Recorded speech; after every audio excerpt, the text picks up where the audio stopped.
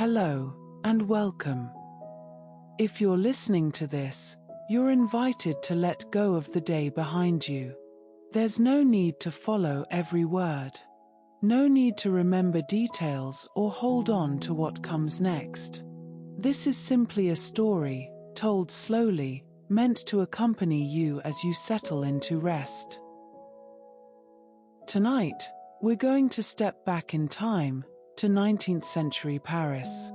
Not the Paris of grand celebrations or crowded avenues, but Paris at dusk. When the gas lamps begin to glow softly along the boulevards. When carriage wheels turn slowly over cobblestones, their rhythm steady and low. When the city begins to quiet, and the noise of the day fades into stillness. We're going to meet a young woman named Marie Duplessis. You may have heard her name before, woven into operas or novels. But tonight, we're not here for legend or spectacle. We're here for something quieter. A life. A real life, lived in a particular time and place, shaped by circumstances she did not choose. Marie was not a heroine. She was not a saint, nor a villain. She was simply a woman who survived in the world she was given, with the tools she could gather. Intelligence, observation, grace under pressure, and a kind of quiet endurance that history rarely pauses to admire. As we move through her story, you might notice certain images returning. Lamplight. The sound of footsteps on stone. The scent of camellias, soft and scentless, worn close to the heart. The rhythm of breath. The rhythm of walking. These are threads we'll follow gently through the evening. This is not a story of spectacle. It is a story of quiet endurance, of adaptation, of a life lived in the margins, remembered imperfectly, but worth remembering with kindness. So settle in. Let your breathing slow. Let your shoulders drop. There's nowhere you need to be but here. And if you drift away before the story ends, that's exactly as it should be. Let's begin. To understand Marie, we must first understand the world she was born into. Not Paris, not yet, but the countryside. Rural France in the early 1800s. A place of long silences and slow seasons. Normandy. Fields stretching wide under grey skies. Apple orchards heavy in autumn. Stone farmhouses with thick walls and small windows. Villages where everyone knew everyone, where gossip traveled faster than news, and where the rhythm of life followed the turning of the earth. Planting. Harvest. Winter. Spring again. It was a world of earth and labor, of hands that worked from dawn until the light failed. A world where survival was never guaranteed, and comfort was a luxury few could imagine. For girls born into poverty in this world, there were few paths. You could work in the fields. You could work in someone else's home, as a maid or a servant. You could marry, if you were fortunate enough to find someone willing. Or you could stay with your family and hope they would keep you fed. Education was rare. Books were rarer still. A girl's value was measured in how useful she could be, how obedient, how quiet, how willing to disappear into the needs of others. Women in this world were expected to survive through attachment. To a father, to a husband, to an employer. Alone, a woman had almost nothing. No legal protections. No property of her own. No voice that carried weight in any room that mattered. In 1824, on a cold January day, a baby girl was born in a small village in Normandy. Her name was Alphonsine Rose Plessis, a name that sounds soft when spoken aloud, gentle, like the rustle of leaves or the fall of snow. But the life she was born into was not gentle. Her father was a man broken by drink and bitterness. Her mother, descended from an old noble family that had lost everything, was young and desperate and eventually fled, seeking work in Paris. She would not return. Alphonsine would not see her again. And so the child grew up in a house where she was not wanted, where love was absent, where safety was never certain. This is not said to shock or to sadden, only to name what was true. There were thousands of girls like her, scattered across the French countryside. Girls whose childhoods were shaped by neglect, by poverty, by the violence of men who had power over them and no reason to be kind. Alphonsine's story is not unique in its beginning. What makes it remarkable is what came after. Not because she escaped hardship, she did not. But because she learned, very young, that survival required more than obedience. It required observation. It required the ability to see what others wanted, and to offer it, carefully, in exchange for a little safety. A little time. Let yourself breathe here. Let the image settle. A girl in a cold house. A girl learning to be very still, very watchful. A girl waiting for a chance to leave. The roads out of that village were long. Dust in summer, mud in winter. And at the far end of those roads, somewhere beyond the horizon, was a city she had never seen. A city of light and stone and 1,000 hidden dangers. But also a city of possibility. Paris. Childhood, for Alphonsine, was not a time of protection or innocence. It was a time of learning how to survive in a world that offered her very little. When you are a child and no one keeps you safe, you learn quickly. You learn to read the moods of adults. You learn when to stay silent, when to make yourself small, when to run. Alphonsine learned all of this. Her father saw her as a burden, another mouth to feed. Another reminder of everything he had lost. And so he sent her away, again and again, to work for other families, to labor in their homes, in their fields. She was passed from household to household like something unwanted, something disposable. And when she tried to resist, when she tried to find her own way, he would find her and bring her back. Not out of love, not out of care, but because he believed she belonged to him. That her labor, her body, her future, all of it was his to sell. There is a kind of loneliness that comes from knowing no one will protect you. A loneliness that settles deep in the bones. It is not loud or dramatic. It is simply there, constant, like winter cold. But loneliness can also sharpen the mind. It can teach you to notice things others miss. The way a stranger looks at you. The tone in someone's voice that tells you whether they might help or whether they might harm. The small opportunities that appear for just a moment and then vanish if you do not move quickly enough. Alphonsine learned to notice. She learned to move. At 15 years old, she made a choice. She left. Not just one household, but the entire world she had known. She left Normandy behind. Left the fields and the farmhouses and the men who believed they owned her. She walked to Paris. Imagine that journey for a moment. A girl, alone, with almost nothing. No money, no connections, no letters of introduction or promises of work. Just herself, and the belief that anything had to be better than what she was leaving behind.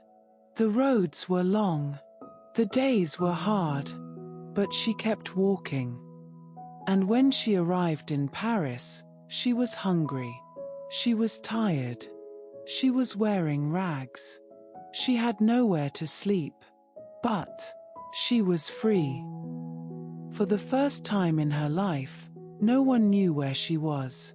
No one could drag her back. No one could sell her to another stranger in another cold house. This was not freedom as we might imagine it now. It was not safety. It was not comfort. It was simply the absence of a cage. The possibility of choosing her own direction, even if every direction led to hardship. She slept wherever she could find shelter. Under bridges.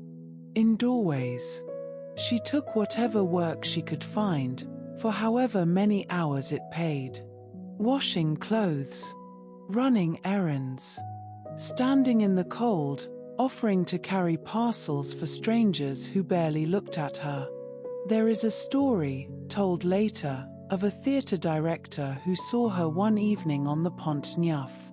She was staring at a food stall. Fried potatoes, hot and golden, wrapped in paper. Staring with the kind of hunger that goes beyond the stomach. The hunger of someone who has not eaten in days. He bought her a portion out of pity. Watched her eat. Then forgot about her. Less than a year later, he saw her again. But this time she was not standing by a food stall in rags. She was on the arm of a nobleman, dressed in silk, walking through the gardens at Ranelagh. How does a starving girl become that? Not through luck. Not through rescue. Through observation. Through learning what this new world required, and giving it, at great cost to herself. Let your breathing slow here. Let the image rest. A girl walking through Paris. A girl learning to survive. A girl becoming someone new. Not because she wanted to, but because she had to. Paris in the 1840s was a city of light and shadow, of beauty built on top of suffering, of marble facades that hid cramped rooms where people lived six to a bed. By day, the boulevards gleamed.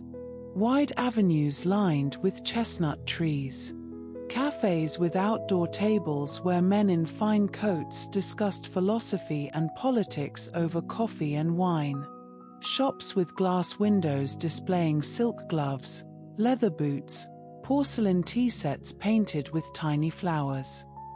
The opera house glowed at night. Chandeliers dripping with crystal. Velvet curtains the color of wine. Women in gowns that rustled like water, their necks circled with pearls. Men in black evening wear, white gloves, top hats polished to a shine. But step into the side streets.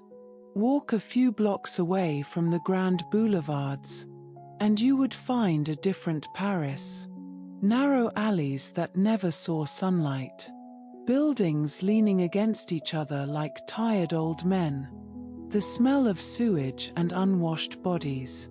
Children with bare feet and hollow eyes.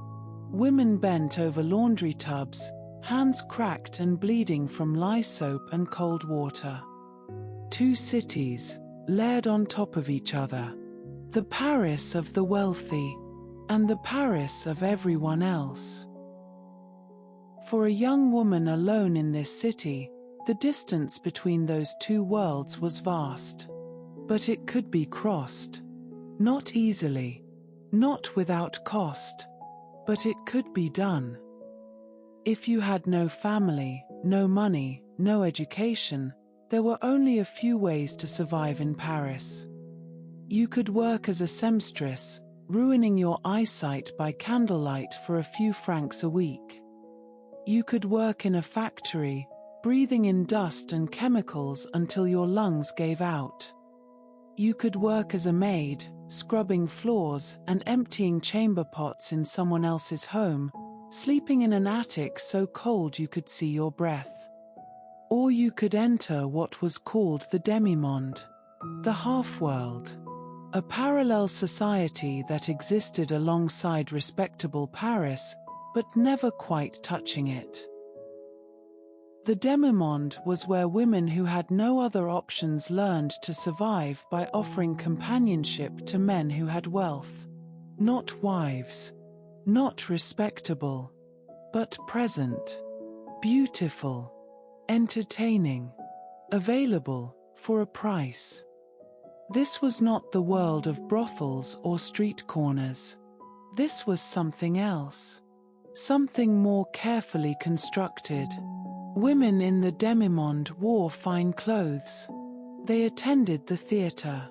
They rode in carriages. They lived in apartments with silk wallpaper and mahogany furniture. But none of it belonged to them. Not really. It could all disappear in an instant if a wealthy man grew bored, or angry, or found someone younger. These women had to be charming, had to be graceful, had to listen for hours to men who wanted to be admired, had to laugh at jokes that were not funny, had to pretend that this life was what they had chosen, freely, joyfully. And they had to accept that respectable society would never acknowledge them, that they could never marry well, that they would never be invited into the homes of women who were protected by marriage and family name, that they existed in a space between visibility and invisibility, seen but not recognized, desired but not respected. Alphonsine understood this. She was 15, 16, learning the rules of this world as quickly as she could. Watching the other women, watching the men, learning what was expected, what was rewarded, what was punished. She saw that beauty alone was not enough. There were many beautiful girls in Paris. The city was full of them. What mattered was how you carried yourself, how you spoke, whether you could make a man feel intelligent when he talked to you, whether you could create the illusion that his company was a gift, not a transaction. She began to change herself. Not just her clothes, but her voice, her manners, her name. She called herself Marie, after the Virgin Mary, a name of purity, given to a girl who had been robbed of any claim to it. Perhaps it was irony. Perhaps it was longing. Perhaps it was simply a name that sounded softer than Alphonsine.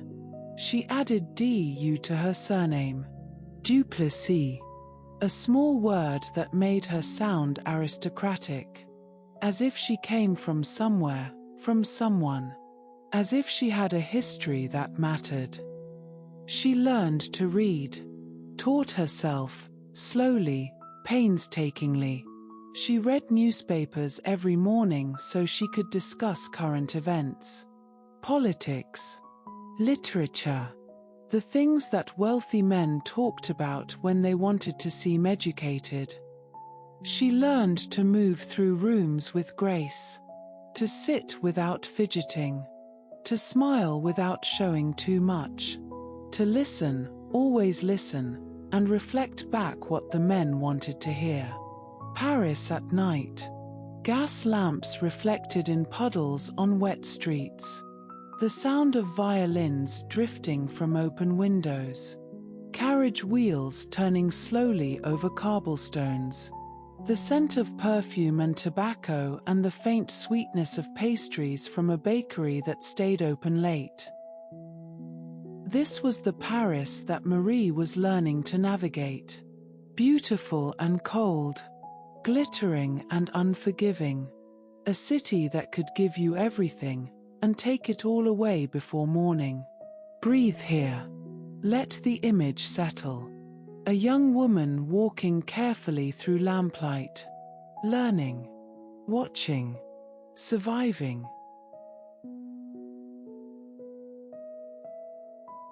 To become Marie Duplessis was not to become someone new. It was to learn how to perform a version of yourself that others would accept, that others would pay for. She was 16, 17 years old.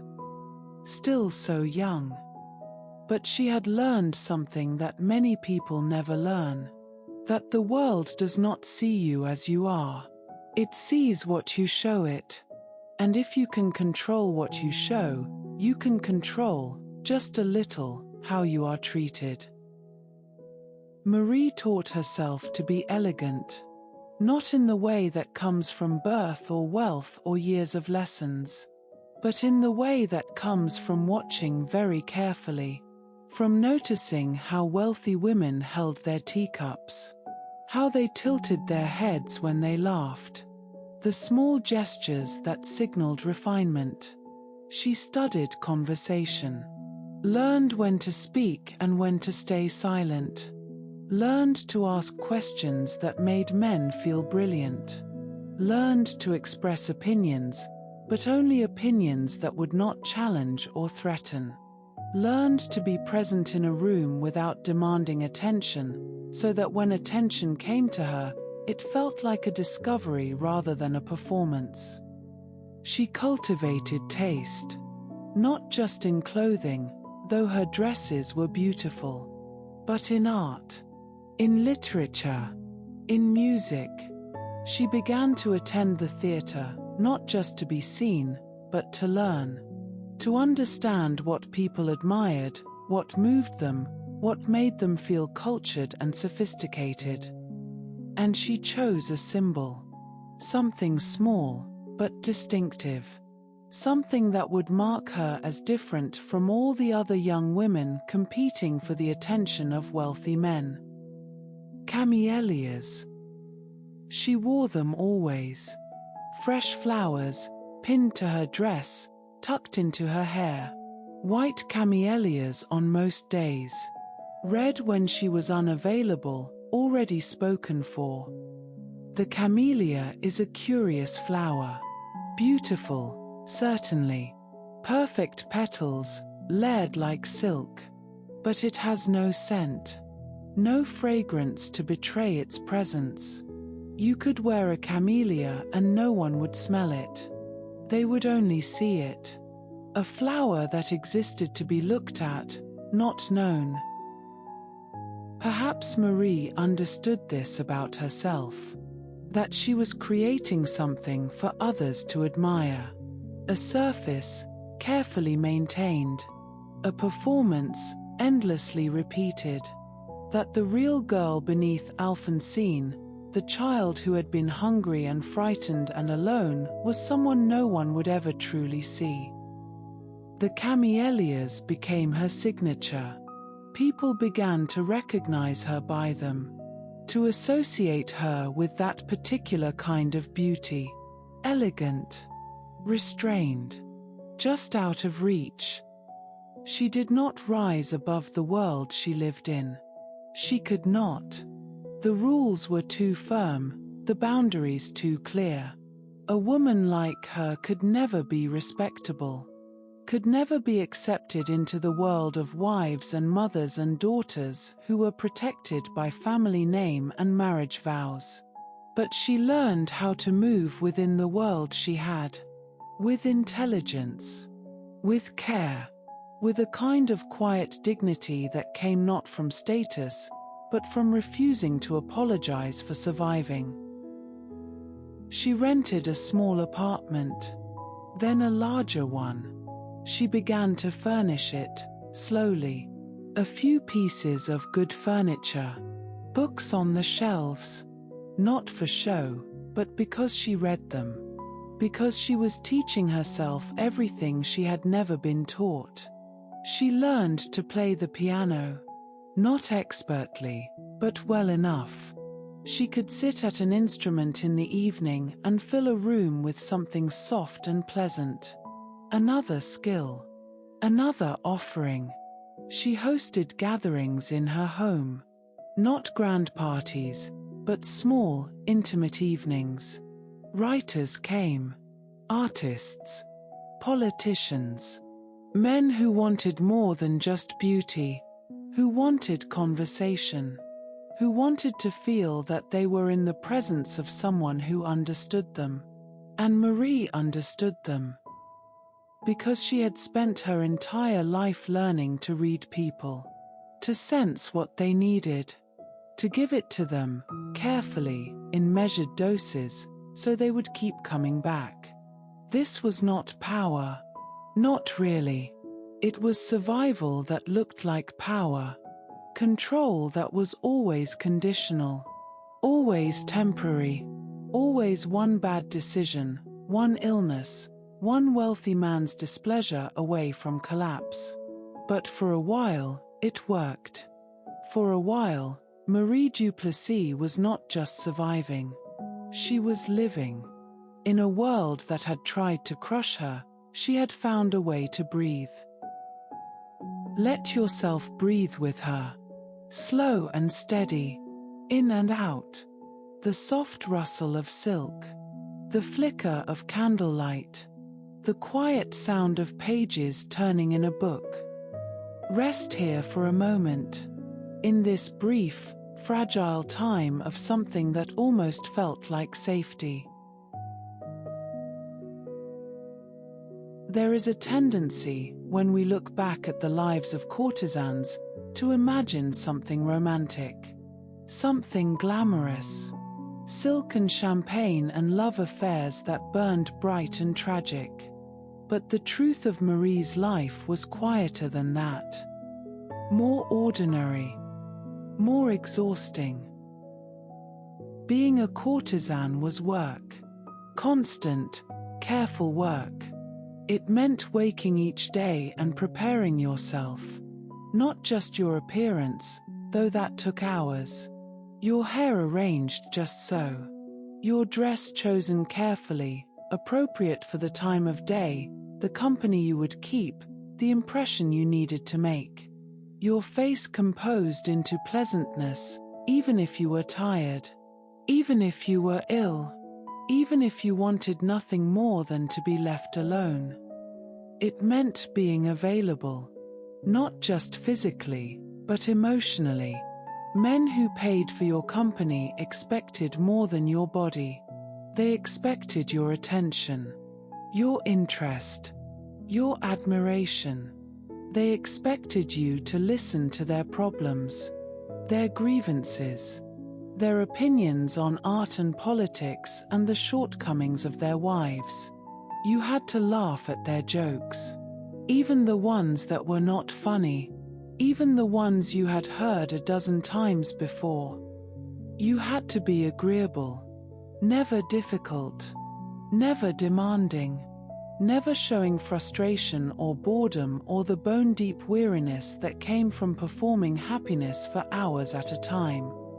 You had to manage their moods. If they arrived angry, you had to soothe them. If they arrived sad, you had to comfort them. If they arrived wanting to be entertained, you had to be witty and charming and light. And you had to do all of this while knowing that your security depended on their satisfaction. That if you failed to please them, if you seemed too tired or too sad or too human, they could simply leave. Find someone younger. Someone more willing. Someone who had not yet learned how heavy this performance could become. The relationships Marie had with the men who supported her were not love affairs, though some of them may have called them that. They were transactions. Dressed up in the language of romance, perhaps. But transactions nonetheless. A man would provide an apartment, an allowance, jewels, dresses, horses, theatre boxes. all the visible markers of luxury. In return, Marie provided companionship, exclusivity, or the appearance of it. The illusion that she cared for him above all others. The fantasy that this was not an arrangement, but a genuine connection. But it was always temporary, always conditional. If he grew tired of her, the arrangement would end. If he lost his money, the arrangement would end. If he married, or if his family objected, or if scandal threatened his reputation, the arrangement would end. And when it ended, everything would have to be given back. The apartment, the furniture, the jewels. Everything that had seemed like security would evaporate, and she would have to begin again. Find someone new. Negotiate new terms. Start over. There was no pension for women like Marie. No savings that could sustain them. No respectable work they could return to. Once you entered the demi-monde, you could not easily leave. Your reputation was marked. Your options narrowed. And always, there was the fear of aging, of becoming ill, of losing the beauty that was the only currency you had. Marie was not yet 20, but she would have known this. Would have seen older courtesans, women in their 30s, struggling to find protectors. Would have understood that her time was limited. That she had perhaps 10 years, maybe less, before she would be considered too old, too used, too tired to be desirable. So she spent what she earned. Not recklessly, though it may have seemed that way. But because saving for the future felt impossible when the future itself was so uncertain. She bought beautiful things. She gambled. She lived as if each day might be her last comfortable day. Because it might have been. And there was loneliness. Even in crowded rooms. Even surrounded by people who called themselves her friends. Because no one truly knew her. No one saw Alphonsine, the girl she had been. They only saw Marie, the creation. The performance.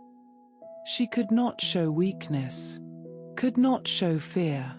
Could not admit that she was tired, or lonely, or that sometimes she woke in the night and felt the weight of her life pressing down on her like something physical, something crushing. She had to keep smiling. Keep moving. Keep performing. Breathe here. Let the weight of it settle. Not to burden you, but to understand. This was not a life of ease. It was a life of labor. Emotional labor. Physical labor. The exhausting work of maintaining an illusion, day after day, without rest. Imagine her in the evening, sitting alone for a moment after her guests have left. The candles burning low. The room suddenly quiet. Her face tired beneath the powder and rouge. Her feet aching from hours of standing, walking, dancing. She removes the camellia from her hair, sets it on the table. White petals, perfect and scentless. Tomorrow she will put on another. Tomorrow she will smile again. Tomorrow she will be Marie Duplessis, the woman everyone admires, the woman everyone wants to possess. But tonight, in this quiet moment, she is just tired. Just human. Just alone. Let that image rest. Let your own breath slow. In and out. The flicker of candlelight growing dimmer. The city outside settling into sleep. The soft, endless rhythm of time passing. Rest here. There were men in Marie's life who believed they loved her. Perhaps some of them did, in their way. But love, for a woman in her position, was always complicated by circumstance. Franz Liszt, the famous pianist, the man who caused riots of adoration wherever he performed, spent time with her. He was dazzling, talented beyond measure, adored by thousands. And he was drawn to Marie, to her elegance, her intelligence, her quiet grace. He spoke of taking her away, of traveling together to Constantinople, of a life beyond Paris, beyond the arrangements and transactions that defined her days. But he did not return for her. Men like Liszt, no matter how sincere their feeling in the moment, had lives that could not accommodate a woman with Marie's past. Their reputations, their careers, their futures, all of it required respectability, and Marie could never be respectable. Then there was Alexandre Dumas fils, the younger Dumas, son of the famous novelist, a young man, idealistic and passionate and desperately in love with her. They met in 1844, when she was 20 and he was 20. Their affair lasted nearly a year. He was poor, still trying to make his name as a writer. He could not afford to keep her in the manner she needed to survive. And so she continued to see other men. Wealthier men. Men who could pay her rent, buy her dresses, ensure she would not slip back into the poverty she had clawed her way out of. Dumas was jealous. Bitterly, painfully jealous. He wanted her to choose him. To give up the life she had built, the security she had fought for, and trust that his love would be enough. But love is not enough when you have no money. Love does not pay for food or shelter. Love does not protect you from the cruelty of a world that judges women far more harshly than it judges men. By August of 1845, Marie ended the relationship. She had to. It was exhausting, his demands, his jealousy, his insistence that she be someone other than who circumstances had forced her to become. He never forgave her, but he also never forgot her. But there was one man who stayed, who did not demand that she change, who understood, perhaps better than the others, that love and survival were not always compatible, but could sometimes coexist. Count Edouard de Perregaux, a wealthy young man from a banking family. He had known Marie for years, had watched her navigate the impossible world of the demi-monde, had seen her intelligence, her grace, her quiet strength. In 1846, he proposed marriage. Not in France, where such a union would have been impossible, where his family would have objected, where society would have rejected them both. But in England, in London, where they could marry quietly, without scandal. It was not a conventional marriage. Marie did not take his name in public. She did not move into his home. She did not give up her independence or her apartment in Paris. The marriage was not even legally recognized in France. But it gave her something. A measure of protection. A claim to respectability, however tenuous. Someone who would not abandon her when she grew ill. Someone who cared for her not just as a beautiful object to possess, but as a person worthy of dignity. Perregaux did not demand exclusivity. He understood that Marie's survival still required other protectors, other arrangements. He did not ask her to be other than she was.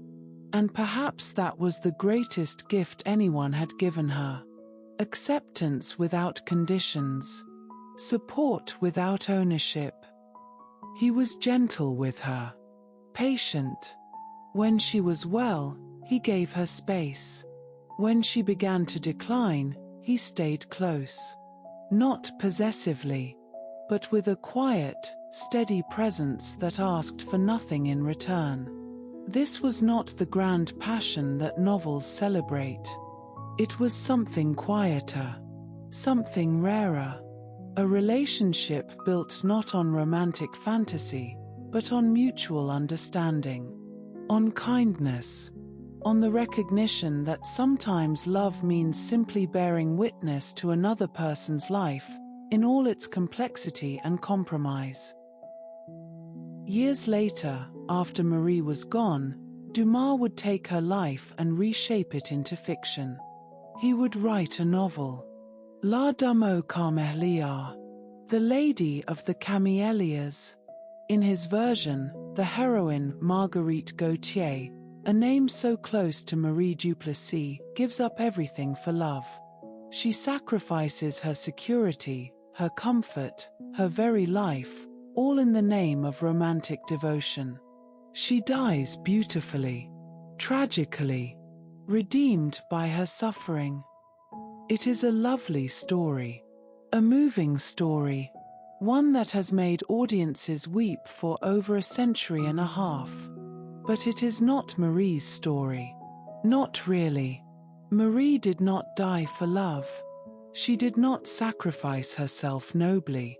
She simply lived the life she had, made the choices available to her, and died young because tuberculosis did not care about virtue or redemption or the narratives that men would later impose upon her. The novel became a sensation, then a play. Then, in 1853, the composer Giuseppe Verdi saw the play and was so moved that he wrote an opera, La Traviata, The Fallen Woman. The opera is still performed today, all over the world. Marguerite Gautier, the fictional version of Marie, has been sung by the greatest sopranos in history, has moved audiences to tears in opera houses from Milan to New York to Sydney. Marie Duplessis became immortal, but not as herself, as someone else's creation, as a character shaped by a man's guilt, a man's longing, a man's need to rewrite the past into something he could live with. Her voice was not recorded. Her own words, her own feelings, were never preserved in any systematic way. What we know of her comes filtered through the memories of men who loved her, desired her, judged her, mythologized her. She was observed, endlessly observed, painted, written about, transformed into symbol, into metaphor, into cautionary tale and romantic tragedy. But the real woman, the one who survived a brutal childhood, who taught herself to read, who learned to navigate impossible circumstances with intelligence and grace, that woman remains partially hidden, glimpsed only in fragments, in small details, in the silence between the stories men told about her. Let that settle. The idea that a life can be both famous and unknown, that a woman can be seen by thousands and understood by no one. The lamplight flickers, the night deepens, the city sleeps around her, around the memory of her, around the stories that continue without her. Breathe slowly, in and out. The sound of pages turning, the soft closing of a book. Rest. There is a point in every life when time begins to change, when the body, which has carried you through everything, begins to falter, when rest is no longer a choice, but a necessity. For Marie, this came early, far too early. Tuberculosis, the disease that haunted 19th century Europe, that moved through crowded cities like a shadow, claiming the young, the poor, the vulnerable. They called it consumption because it seemed to consume you from within, slowly, relentlessly, turning vibrant people into ghosts of themselves. It began with small things. A cough that would not go away. Fatigue that lasted longer than it should. Nights when she could not quite catch her breath. Mornings when she woke feeling as though she had not slept at all. At first, she ignored it. She had to. Her life required energy, presence, performance. There was no room for weakness. No time to be ill. But the body does not negotiate. The body does not care about necessity or obligation or the carefully constructed life you have built. The cough grew worse. She began to cough blood. Small amounts at first. Then more. The bright red stain on white linen. The taste of copper in her mouth. The fear that comes with knowing something is deeply, irrevocably wrong. She went to health spas. The fashionable resorts where wealthy people went to take the waters, to breathe mountain air, to rest in the hope that rest would cure what medicine could not. She traveled to the countryside, away from Paris, away from the smoke and fog and constant noise, seeking quiet, seeking air, seeking time. But time was the one thing tuberculosis would not grant her. The disease progressed. She grew thinner, paler. Her energy diminished. The performances that had once been exhausting but manageable became impossible. She could no longer attend every theater opening, every salon gathering, every evening event that her position required. Her world grew smaller. Fewer visitors. Quieter days. Longer hours spent resting, trying to breathe without pain, trying to find comfort in a body that was failing her. There is a particular kind of loneliness that comes with serious illness. The world continues around you, busy and bright and full of movement. But you are separate from it now, watching from a distance, unable to participate, unable to keep up. Friends stop visiting as often, not out of cruelty, necessarily, but because illness is uncomfortable, because no one knows what to say, because the sick remind the healthy of their own vulnerability, their own mortality. And for Marie, there was an added cruelty. The men who had once competed for her attention began to drift away. Her beauty was fading. Her energy was gone. She could no longer provide what they paid for, could no longer be the charming, graceful, endlessly available companion they desired. The financial support diminished. The gifts stopped coming. The apartment that had felt like security suddenly felt precarious. Debts accumulated. Bills went unpaid. The furniture that had seemed like permanence revealed itself to be borrowed, temporary, owned by creditors who would reclaim it the moment she could no longer pay. She spent more time alone, sitting by the window, perhaps, watching Paris move below her. The carriages, the well-dressed crowds, the life she had been part of, now continuing without her. The hours stretched longer. Time itself seemed to slow. Each breath required effort. Each day felt both endless and fleeting. The strange paradox of illness, that time moves slowly when you are suffering, and yet you can feel it running out. She must have thought about her life, about the choices she had made, the choices she had been forced to make, about the girl she had been in Normandy and the woman she had become in Paris, about what she had survived and what she had lost.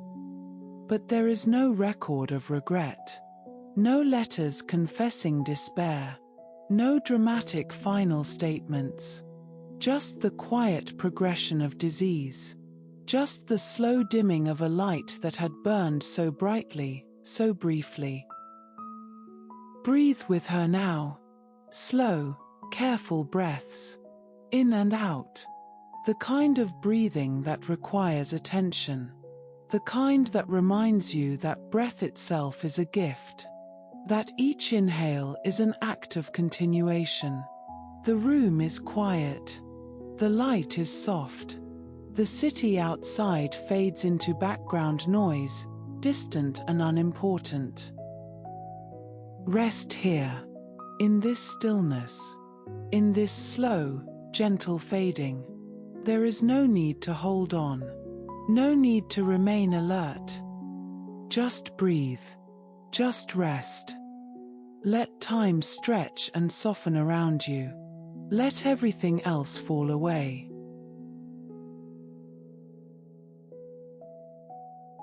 On February 3, 1847, in an apartment on the Boulevard de la Madeleine, Marie Duplessis took her last breath. She was 23 years old. The bailiffs were already in her apartment, taking inventory, cataloguing the furniture, the paintings, the silk curtains, the mahogany tables. Everything would be sold to pay her debts. Everything would be dispersed, scattered, given to strangers who would never know her name. She died as she had lived, caught between beauty and precarity, surrounded by luxury that was never truly hers. Count Perregaux, the man she had married in England, a marriage not recognized in France, a marriage of convenience and perhaps some genuine affection, he was there at the end. He held vigil. He wept. He paid for the funeral when no one else would. Her funeral was held at the Church of the Madeleine. A crowd gathered, not out of deep mourning, perhaps, but out of curiosity, out of the same impulse that had made her famous in life, the desire to see, to witness, to be part of a story. Paris, it seemed, had loved her. Or at least, Paris had loved the idea of her. The beautiful courtesan. The tragic figure. The woman who had lived so brightly and died so young. But the mourning was brief. Within weeks, everything she owned was auctioned off. The apartment was emptied. Her belongings, furniture, jewels, books, dresses, even her pet parrot, all of it was put up for sale. Fashionable Paris attended. Not to bid, mostly, but to look. To touch the things she had touched. To stand in the space she had occupied. To feel close to the legend, even as the reality was dismantled and carried away piece by piece. And then she was buried. In Montmartre Cemetery. Under her real name. Alphonsine Plessis. The name she had been born with. The name she had tried to leave behind. The grave was simple. Modest. Nothing grand or elaborate. Just a marker in the earth. But then Dumas wrote his novel. And the novel became a play. And the play became an opera. And suddenly Marie was everywhere again. Not as herself, but as Marguerite. As the Lady of the Camellias. As a symbol of tragic, redemptive love. The story spread across Europe. Across the world. Actresses played her. Sopranos sang her. Audiences wept for her. She became one of the most famous women who ever lived, known by millions who would never know anything true about her. Her grave in Montmartre became a place of pilgrimage. Strangers began leaving camellias, white and red, fresh and fading, covering the stone. Flowers left by people who knew her only through fiction, who mourned a character, not a woman. The real Marie Alphonsine, the girl from Normandy who survived impossible circumstances, who taught herself to read, who built a life from nothing, who helped other women when she could, who loved and was not loved back, who died alone and in debt. She became invisible beneath the myth. History remembered the story, but it forgot the truth. And perhaps that is the way of things. Perhaps we always prefer the beautiful lie to the complicated reality, the redemptive tragedy to the ordinary suffering. But tonight, in this quiet space, we can remember her differently. Not as a symbol, not as a lesson, not as a character in someone else's story, but as a woman who lived, who survived, who adapted, who endured, who deserves to be remembered with kindness, even now, more than a century and a half after her last breath. The lamplight fades. The city sleeps. The night deepens into something soft and forgiving. Let her rest. Let the story rest. Let yourself rest too. And so we come to the end of this story, the end of this evening, the end of Marie's life, and the beginning of her long afterlife in memory. But what remains when the story is told? What lingers in the quiet space after the last word is spoken? Perhaps it is this: the understanding that every life is more complex than the stories we tell about it. That every person contains multitudes that history cannot capture. That suffering and resilience can exist in the same breath. That intelligence and grace can coexist with powerlessness and pain. Marie Duplessis was not a saint. She was not a sinner. She was not a tragic heroine or a cautionary tale. She was simply a woman who survived in the only ways available to her, who made choices that were not really choices, who adapted to a world that gave her almost nothing and demanded almost everything. She was intelligent, observant, graceful under pressure. She helped others when she could. She built something from nothing. She refused to be broken, even when the world was determined to break her. And when tuberculosis claimed her, too young, too soon, the world mourned not for who she was, but for what they imagined her to be. But we can do better. We can remember her as she was. A real person. A real life. Worthy of compassion. Worthy of respect. Worthy of being understood in context, without judgment, without the overlay of moral lessons or romantic fantasies. Her story does not ask to be celebrated, only remembered, with kindness, with honesty, with the recognition that she did the best she could with what she was given. And perhaps that is enough. Let the story settle now. Let it find its place in your mind, soft and distant, like lamplight seen through fog. Imagine Paris one more time, not in daylight, but deep in the night. The boulevards empty, the gas lamps extinguished one by one, the carriages silent, the theatres dark, a city at rest. The river moving slowly beneath stone bridges, the sound of water, gentle and constant. The trees along the avenues whispering in the breeze. The cobblestones cool and quiet under the vast, dark sky. Somewhere in Montmartre, a grave covered with camellias. White and red, fresh and fading. Left by strangers who will never know the whole truth, but who remember, in their way. Who leave flowers for a woman they never met. And that is a kind of kindness too.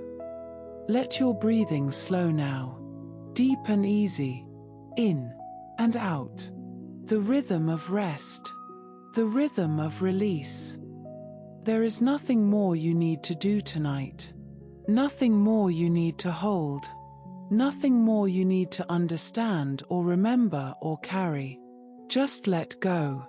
Let the story drift away like smoke, like fog, like the last notes of a song played softly in an empty room. Marie's story is over, but yours continues. And for now, it continues in sleep, in rest, in the gentle darkness that holds you safely until morning. Sleep well. Rest deeply.